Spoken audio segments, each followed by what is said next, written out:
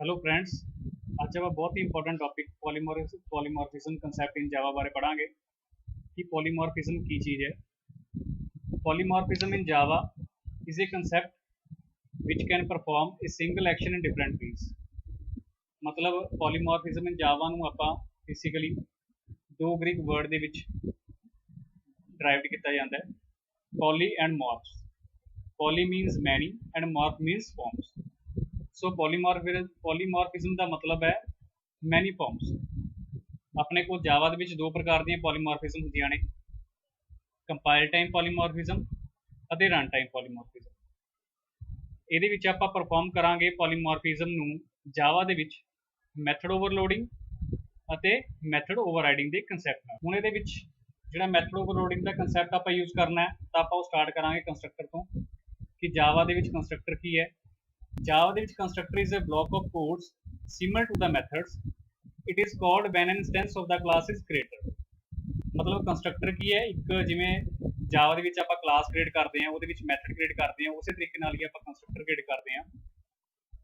ये बेसिकली की है instance of the class is created. ये उदों क्रिएट हुंदा है बेसिकली इंस्टेंस ये मेन जिहड़ा है ऑब्जेक्ट है क्लास का। At the time of calling constructor memory for the object is allocated in the memory. मतलब जो आप कंस्ट्रक्टर को कॉल करते हैं मेन फंक्शन के क्लास के मेन फंक्शन जो आप कंस्ट्रक्टर कॉल करते हैं तो ऑटोमैटिक ही कॉल हो जाता है, तो ये वास्ते मैमरी भी एलोकेट हो जाती हैगी है। तो आपको पता ही है कि जावा के क्लास के मेन फंक्शन के ऑब्जेक्ट को क्रिएट करने वास्ते आप कीवर्ड यूज़ करते हैं, न्यू कीवर्ड आप यूज़ करते हैं। रूल्स की ने जावा क्रिएट करने दे दो प्रकार के रूल ने जावा क्रिएट करने दे। पहला है constructor name must be the same name as it is class name, कि जिहड़ा नाम अपने को क्लास का है जावा उही नाम आप कंस्ट्रक्टर का रखना है। दूजा constructor must have no explicit return type.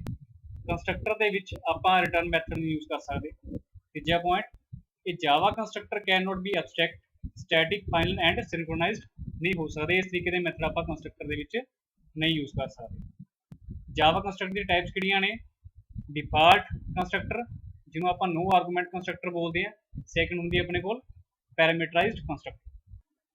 हुण इहदी एग्जांपल हैगी है जावा डिफॉल्ट कंस्ट्रक्टर की। Default constructor means no argument.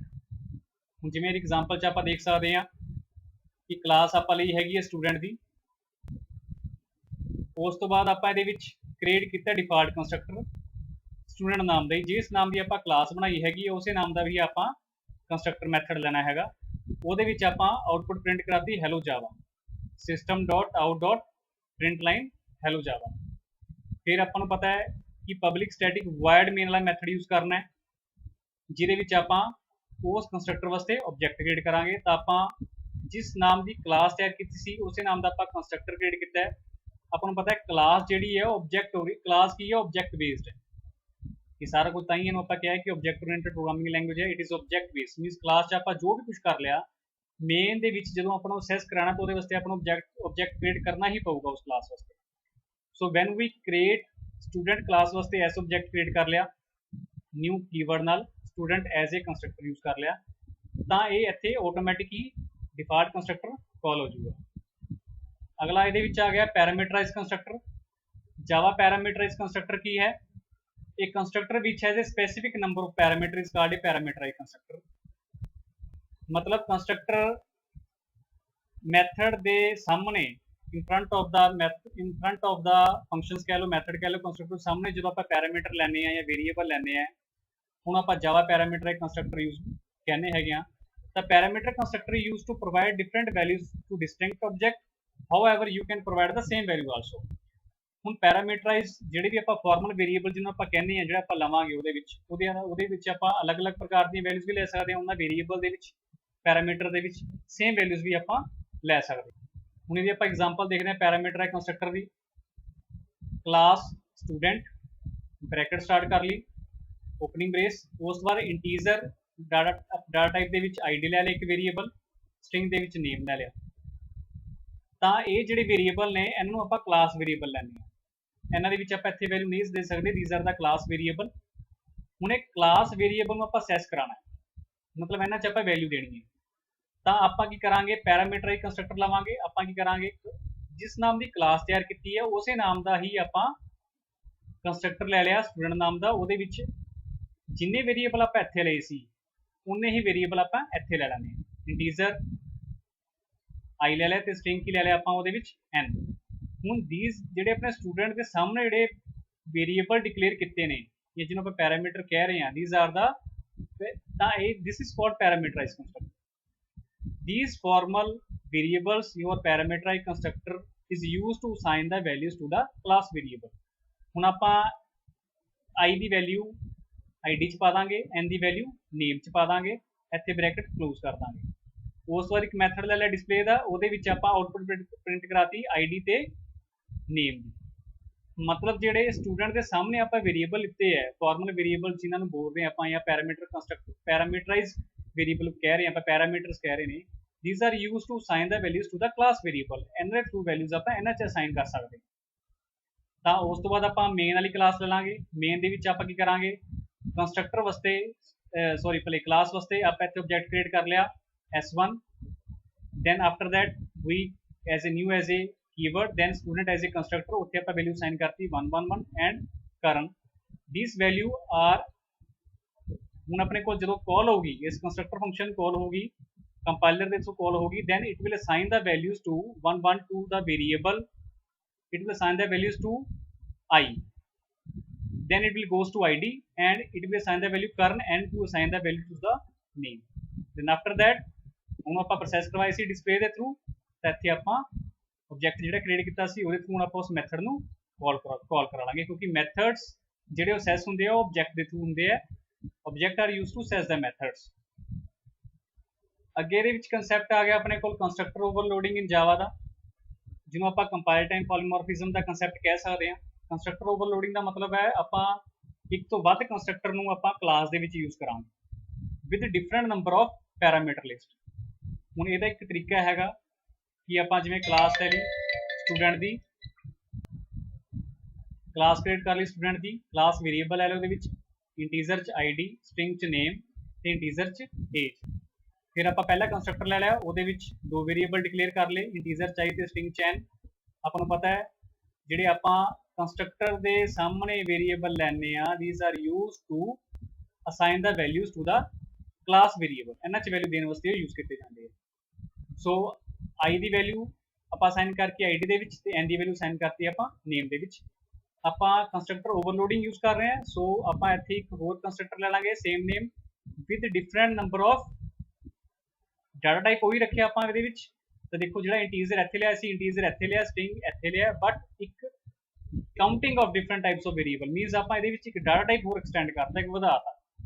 ये गल ध्यान च रखनी है कि कंस्ट्रक्टर ओवरलोडिंग के जो आप same number of method use करते पे हैं, same number of constructor use करते पे हैं, तो उन्होंने पैरामीटर का जो लिस्ट है पैरामीटर की जी गिनती है दैट मस्ट बी डिफरेंट। जे तुम इतने वेरीएबल 2 रखने ने, इतने भी वेरीएबल 2 रखने चाहते हो, फॉर्मल वेरीएबल रखना चाहते हो, then data type must be different. अगर ये डाटा टाइप सेम ने दोनों के दैन उन्होंने पैरामीटर के लिस्ट मीनस उन्हें काउंटिंग फर्क रखना जरूरी है। इतने 2 है तो इतने 3 लोगे या तुम 1 लोगे। सो एज इट इज इतना आई की वैल्यू आप साइन करती आई डी एन की नेम के ए की एज के। फिर आपको पता है कि जोड़े भी आप क्लास के कंस्ट्रक्टर मैथड्स लए ने वो मेन च किवें काम करते हैं उन्होंने ऑब्जेक्ट क्रिएट करके। तो ऑबवियस है कि आप ये 2 कंस्ट्रक्टर लए तो उन्होंने वास्ते आप 2 ऑब्जेक्ट क्रिएट करांगे, एक S1 ले लिया तो एक S2 ले लिया।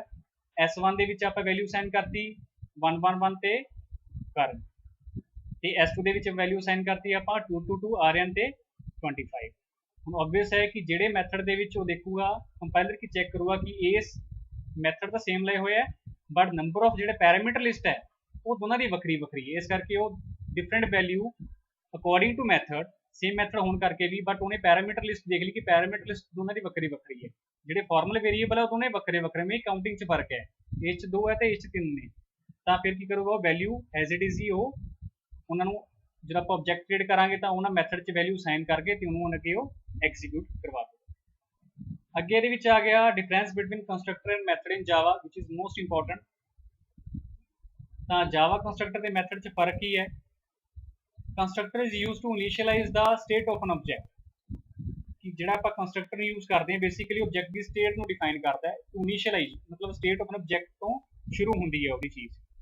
ਜਿਹੜਾ ਜਾਵਾ ਮੈਥਡ ਹੈ that is used to expose the behavior of an object, ਉਹ ਆਬਜੈਕਟ ਦੇ ਬਿਹੇਵੀਅਰ ਨੂੰ ਐਕਸਪੋਜ਼ ਕਰਦਾ ਹੈ, ਉਹ ਆਪਾਂ ਨੂੰ ਆਬਜੈਕਟ ਦੇ ਬਿਹੇਵੀਅਰ ਬਾਰੇ ਦੱਸਦਾ ਹੈ। ਹੁਣ ਕੰਸਟਰਕਟਰ ਜਿਹੜਾ ਹੁੰਦਾ ਹੈ must not have a return type, ਕਿ ਕੰਸਟਰਕਟਰ ਦੇ ਵਿੱਚ ਆਪਾਂ ਰਿਟਰਨ ਟਾਈਪ ਮੈਥਡ ਨਹੀਂ ਯੂਜ਼ ਕਰ ਸਕਦੇ।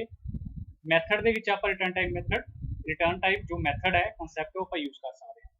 ਕੰਸਟਰਕਟਰ ਤੀਜਾ ਪੁਆਇੰਟ ਦਾ ਕੰਸਟਰਕਟਰ ਇਜ਼ ਇਨਵੋਕਡ ਇੰਪਲੀਸਿਟਲੀ, ਇਹਦਾ ਮਤਲਬ ਹੈ ਕਿ ਕੰਸਟਰਕਟਰ ਜਿਹੜਾ ਹੈ अपने को automatic he it is called by automatically Java compiler or Java virtual machine is automatically called, but method ਜਿਹੜਾ is invoked explicitly ਦਾ ਮਤਲਬ ਹੈ it is method is invoked ਕਿ method ਨੂੰ ਜਿਹੜਾ ਹੈ ਪ੍ਰੋਗਰਾਮਰ ਦੇ ਥਰੂ ਕਾਲ ਕਰਾਉਣਾ ਪਊਗਾ।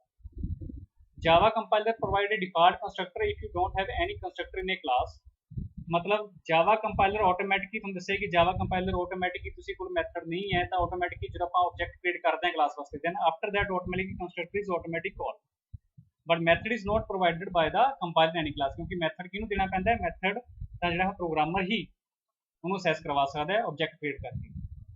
Constructor name must B same as name of the class, ਕਿ ਜਿਹੜਾ ਨਾਮ ਆਪਾਂ ਕਲਾਸ ਦਾ ਰੱਖਣਾ ਹੈ ਧਿਆਨ ਰੱਖਣਾ ਬਹੁਤ ਜ਼ਰੂਰੀ ਹੈ ਕਿ ਜਿਹੜਾ ਨਾਮ ਕਲਾਸ ਦਾ ਹੋਊਗਾ ਉਹੀ ਨਾਮ ਆਪਾਂ ਕੰਸਟਰਕਟਰ ਦਾ ਰੱਖਣਾ ਹੈ, ਮੈਥਡ ਨਾਲ ਕੁਝ ਵੀ ਹੋ ਸਕਦਾ। ਅੱਗੇ ਦੇ ਵਿੱਚ ਮੋਸਟ ਇੰਪੋਰਟੈਂਟ ਟੌਪਿਕ ਆ ਗਿਆ method overriding in Java. If sub class child class has the same method as declared in the parent class, it is known as method overriding in Java। मतलब सिंपल जी गल आपां गल करेंगे method overriding ਦਾ ਮਤਲਬ ਹੈ ਕਿ ਜਿਹੜਾ ਫੰਕਸ਼ਨ ਜਾਂ ਜਿਹੜਾ ਮੈਥਡ ਤੁਸੀਂ ਬੇਸ ਕਲਾਸ ਚ ਲਿਆ ਹੈਗਾ as it is ਹੀ ਤੁਸੀਂ ਉਹ ਚਾਈਲਡ ਕਲਾਸ ਦੇ ਵਿੱਚ ਜਾਂ ਸਬ ਕਲਾਸ ਚ ਲੈਣਾ ਹੈ। ਹੁਣ ਯੂਜ਼ੇਸ ਆਫ ਜਾਵਾ ਮੈਥਡ ਓਵਰਰਾਈਡਿੰਗ ਦਾ ਕੀ ਹੈ, ਯੂਜ਼ੇਸ ਇਹ ਹੈ ਕਿ ਮੈਥਡ ਓਵਰਰਾਈਡਿੰਗ ਦੇ ਵਿੱਚ ਇਹ ਕੰਸੈਪਟ ਨੂੰ ਆਪਾਂ ਐਗਜ਼ਾਮਪਲ ਦੇ ਵਿੱਚ ਆਪਾਂ ਸਮਝਾਂਗੇ ਬਹੁਤ ਵਧੀਆ ਬਰੀਕੀ ਤਰੀਕੇ ਨਾਲ ਕਿ ਜਿਹੜਾ ਮੈਥਡ ਆਪਾਂ ਸੁਪਰ ਕਲਾਸ ਚ ਲਿਆ ਹੈਗਾ ਜਾਂ ਪੇਰੈਂਟ ਕਲਾਸ ਚ ਕਹਿ ਲਓ ਬੇਸ ਕਲਾਸ ਚ ਕਹਿ ਲਓ ਉਹੀ ਆਪਾਂ ਮੈਥਡ ਆਪਾਂ ਚਾਈਲਡ ਕਲਾਸ ਚ ਰੱਖਣਾ ਹੈ, ਬਟ ਉਹ ਜਿਹੜਾ ਚਾਈਲਡ ਕਲਾਸ ਦਾ ਮੈਥਡ ਹੈ it will access to the super class. Method overriding ਜਿਹੜਾ ਹੈ is used for run time polymorphism ਦੇ ਕੰਸੈਪਟ ਨੂੰ ਡਿਫਾਈਨ ਕਰਦਾ ਹੈ।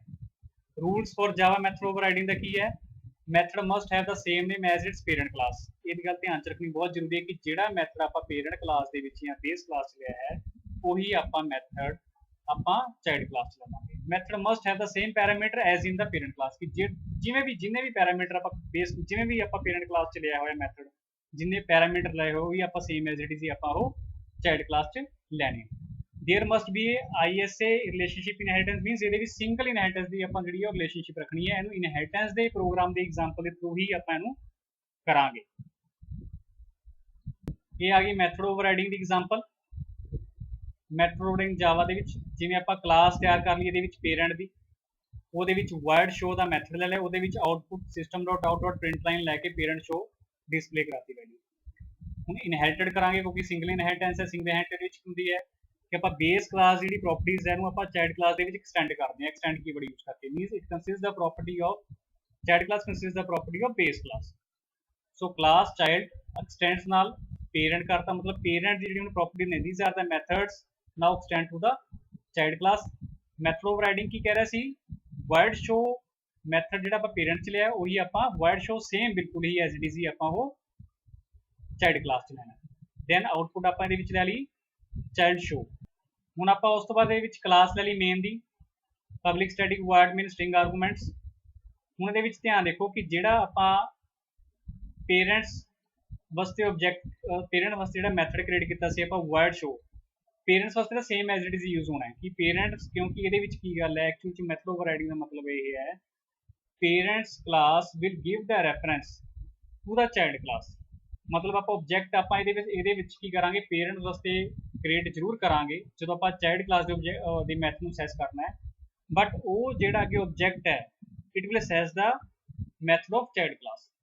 ਪੇਰੈਂਟ ਤਾਂ ਆਪਣਾ ਐਜ਼ ਇਟ ਇਜ਼ ਹੀ ਚਲਾਊਗਾ, ਪੇਰੈਂਟ ਵਾਸਤੇ ਆਬਜੈਕਟ ਕ੍ਰੀਏਟ ਕਰਤਾ 1 new parent as a constructor object 1 dot show. ਇੱਥੇ ਤਾਂ ਆਪਾਂ ਸੇਮ ਐਜ਼ ਇਟ ਇਜ਼ ਜਿਵੇਂ ਆਪਾਂ ਸਿੰਪਲ ਕਰਦੇ ਹੁੰਦੇ ਪੇਰੈਂਟ ਵਾਸਤੇ ਆਬਜੈਕਟ ਲੈ 1 ਨਿਊ ਆਪਰੇਟਰ ਕ੍ਰੀਏਟ ਕਰਕੇ ਉਹਨੇ ਆਪਦੇ ਮੈਥਡ ਨੂੰ ਚਲਾਉਣਾ ਹੈ। ਤਾਂ ਪਿੱਛੇ ਆਪਾਂ ਦੇਖ ਰਹੇ ਸੀ ਤਾਂ ਉਹਦੀ ਆਊਟਪੁੱਟ ਕੀ ਆਊਗੀ ਆਪਣੇ ਕੋਲ ਪੇਰੈਂਟ ਸ਼ੋ। ਹੁਣ ਆਪਾਂ ਚਾਈਲਡ ਸ਼ੋ ਪ੍ਰਿੰਟ ਕਰਾਣਾ ਤਾਂ ਇੱਥੇ ਆਪਾਂ ਦੇਖਾਂਗੇ ਚਾਈਲਡ ਸ਼ੋ ਵਾਸਤੇ ਕੀ ਹੈ ਕਿ ਜਦੋਂ ਆਪਾਂ ਪੇਰੈਂਟਸ ਵਾਸਤੇ ਆਬਜੈਕਟ ਕ੍ਰੀਏਟ ਕੀਤਾ ਹੈ 2 new as a constructor use कर, न्यू एज ए आप कीवर्ड नाल ऑब्जेक्ट क्रिएट करांगे to for a parents child here is the reference, मतलब इत्थे देखो if a parent type reference refer to a child object child should is called this is called run time polymorphism means ਇਹਦੇ ਵਿੱਚ ਇਹ ਧਿਆਨ ਚ ਰੱਖਣਾ ਹੈ ਮੈਥਡ ਓਵਰਰਾਈਡਿੰਗ ਦੇ ਵਿੱਚ ਕਿ ਆਪਾਂ ਕੀ ਕਰਦੇ ਆ ਇਹਦੇ ਵਿੱਚ ਇਟ ਵਿਲ ਕਨਵਰਟ ਕਿ ਜਿਹੜੀ ਆਪਣੀ ਬੇਸਿਕਲੀ ਕੀ ਹੋਇਆ ਇਹਦੇ ਵਿੱਚ ਜਿਹੜੀ ਆਪਣੀ ਸਬ ਕਲਾਸ ਹੈ ਉਹ ਆਪਣੀ ਸੁਪਰ ਕਲਾਸ ਦੇ ਵਿੱਚ ਕਨਵਰਟ ਹੋ ਗਈ ਮੀਨਸ ਆਬਜੈਕਟ ਆਪਾਂ ਕ੍ਰੀਏਟ ਜ਼ਰੂਰ ਕੀਤਾ ਪੇਰੈਂਟ ਵਾਸਤੇ ਬਟ ਉਹ ਰੈਫਰੈਂਸ ਦੇ ਰਿਹਾ ਅੱਗੇ ਚਾਈਲਡ ਕਲਾਸ ਦਾ ਰੈਫਰੈਂਸ ਮੀਨਸ ਰੈਫਰ ਕਰਤਾ ਕਿ ਚਲੋ ਹੁਣ ਮੈਂ ਰੈਫਰੈਂਸ ਦੇਤਾ ਅੱਗੇ ਕਿ ਚਲੋ ਇਹਦੇ ਥਰੂ ਆਪਾਂ ਜਿਵੇਂ ਕੰਮ ਕਰਵਾने ਹੁੰਦੇ ਕਿ ਰੈਫਰੈਂਸ ਦੇਤਾ कि पावरां देतियां किनू चाइल्ड क्लास नू ताकि वो अपने मैथड नू एक्सैस कर सके तो इत्थे की फिर आपां कॉल करांगे object to dot show basically इत्थे किहदा मैथड नू कॉल हो रही है चाइल्ड क्लास के मैथड नू कॉल हो रही है सो दोनों की आउटपुट अपने को की आऊगी वक्री वक्री आऊगी नैक्सट ये आ गया आप टाइप कास्टिंग पढ़िए टाइप कास्टिंग होंगी है is converting one data to another but ये टाइप कास्टिंग जी है वो एज ए पॉलीमॉर्फिज्म च आप यूज करते हैं अपकास्टिंग अपकास्टिंग का मतलब है सब क्लास नू सुपर क्लास च कन्वर्ट करना sub class converting sub class to a super class तो ये आप एग्जाम्पल दी हुई है क्लास सुपर की लै ली मैथड यूज कर लिया रन वैल्यू प्रिंट कराती रनिंग ये भी सिंगल इनहेरिटेंस के कंसैप्ट के थ्रू कर रहे हैं आप ये क्लास सब वो एक्सटेंड करता एक्सटेंड्स की करता वो हम ये करा क्लास सब एक्सटेंड्स की करते आप super wide run same method आप लावांगे एज इट इज ही जिवें मैथड आप ओवरराइडिंग किया सेम मैथड जो आप मैथड सुपर च लिया है बेस क्लास लिया हुई आप ड्राइव क्लास च लिया आउटपुट आप प्रिंट कराती running safely with 60 kilometre type casting का मतलब है सब क्लास को कन्वर्ट करना आप सुपर क्लास के तो उस तो बाद आपको पता है कि क्लास के जोड़े भी मैथड्स यूज किए हैं आप बेस क्लास के एक्सटेंड्स किए हैं चाइल्ड क्लास के सब क्लास के तो आप मेन किमें यूज करा ऑब्जेक्ट क्रिएट करके बट हम ये टाइप कास्टिंग की करना है आप बदल रहे हैं सब क्लास को सुपर क्लास तो ये होगा कि आप सुपर वास्ते ऑब्जेक्ट क्रिएट कर लिया B as a new operator use करके but it give the reference of sub as a constructor it is a means of upcasting हो रही है मतलब यही है कि इत्थे आप सुपर क्लास को चाइल्ड क्लास के बदल रहे हैं मतलब सुपर क्लास जो अपनी पावर चाइल्ड क्लास को दे रहा बदल के कन्वर्ट हो गया इतने super class basically convert into सब class so that it can access its own method ताकि वो सब क्लास आपके मैथड में असैस कर सके तो इतने की हो रहा है सुपर वास्ते जो ऑब्जेक्ट क्रिएट किया B new as a keyword use करके it will convert its super to sub class method तो हुण की करूँगा अपने को सब क्लास सब दे कन्वर्ट हो गया बी डॉट रन का मतलब है हुण it will run its own method जो कन्वर्ट हो गया सुपर क्लास जो अपने को आप कन्वर्ट करता सब क्लास को जो आप सुपर क्लास के कन्वर्ट करता तो वो अपने मैथड असैस करूँगी बी डॉट रन सो अपने को आउटपुट कि आऊगी रनिंग सेफली विद 60 किलोमीटर उस बाद ये आ गया डाउन कास्टिंग का मतलब होंगे converting a super class type to a sub class type is known as down casting की होगा क्लास आप बेस की लवेंगे एक क्लास ली ड्राइव की वो एक्सटेंड करता बेस क्लास को तो ये जो आप मैथड यूज करा वाइड मैथड ले लिया फॉर एग्जाम्पल ये नेम ले लिया स्टैटिक वाइड मैथड नेम तो आप बेस क्लास वास्ते ऑब्जेक्ट क्रिएट करा बेस क्लास वास्ते जो ऑब्जेक्ट क्रिएट कर लिया उस बाद आप लिखेंगे if A instance of D A keyword instance of D लेना बहुत जरूरी है कि आप हुण जिहड़ा बेस क्लास वास्ते ऑब्जेक्ट क्रिएट किया वो बेसिकली बेस क्लास ऑब्जेक्ट जो है वो ड्राइव क्लास वास्ते या चाइल्ड क्लास वास्ते काम करेगा दैन आफ्टर दैट की करांगे आप डी वास्ते जी अपनी ड्राइव क्लास वो वास्ते ऑब्जेक्ट क्रिएट करांगे then the basis down casting का काम इतने परफॉर्म करता वो एज ए ऑब्जेक्ट क्रिएट करके दैन इतने अपने को आउटपुट प्रिंट कराती ओके डाउन कास्टिंग परफॉर्म तो जोड़ा भी इतने आप मैथड असैस करावांगे तो मेन च किवें करावांगे एज ए ऑब्जेक्ट क्रिएट करके एज इट इज आप बेस वास्ते एक बार ऑब्जेक्ट क्रिएट करांगे same as it will give the reference of the base class किहदा रेफरेंस दे रही है वो चाइल्ड क्लास का मतलब base class it I am again we converting super class to sub class then उस बार की किया आप उस बाद बेस क्लास वास्ते ऑब्जेक्ट क्रिएट कर लिया ए new as a constructor base class again we converting super class to a sub class then उस बाद आप ਜਿਹੜਾ ਡਰਾਈਵ ਕਲਾਸ ਉਹਦੇ ਵਾਸਤੇ ਮੈਥਡ ਵਾਸਤੇ ਕਾਲ ਕਰਦੇ ਪਏ ਆ, ਇਹ ਜਿਹੜਾ ਆਪਾਂ ਆਬਜੈਕਟ ਕ੍ਰੀਏਟ ਕੀਤਾ ਸੀ ਬੇਸ ਵਾਸਤੇ। ਸੋ ਡਾਊਨ ਕਾਸਟਿੰਗ ਦੇ ਵਿੱਚ ਕੀ ਹੋਇਆ, ਸੁਪਰ ਕਲਾਸ ਕਨਵਰਟ ਕੀਤਾ ਆਪਾਂ ਸਬ ਕਲਾਸ ਦੇ ਵਿੱਚ। Thank you so much.